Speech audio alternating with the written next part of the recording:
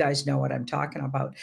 It was a stomping back and forth energy that felt like it was maybe a physical manifestation, energetic manifestation. It sounded like a very large creature.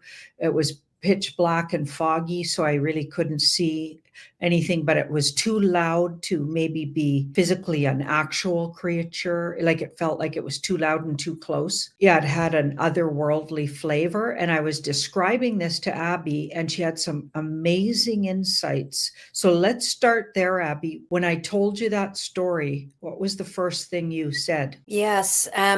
There's a manifestation, it's called an egregore, and we're experiencing a lot of these egregores at the moment. So kind of how I explain it is, well, we feel very big emotions as human beings, and sometimes a big emotion is too big to hold or embody, just like we were talking about the love becoming embodied in you. So it could be anger, could be bigger than you. And if you're in a community where there's lots of angry people, let's just say the anger is amplified by the community. So it's no longer just your anger, it's the anger of you and the community.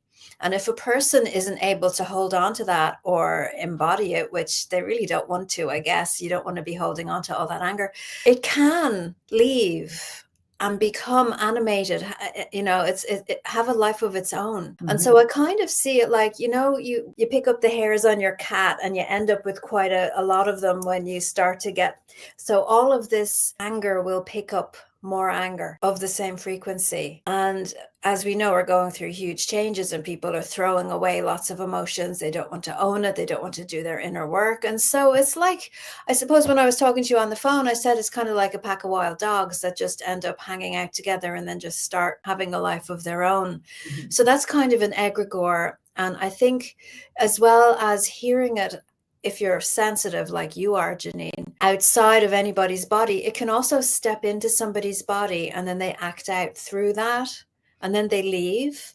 And even they might say, what the hell was that?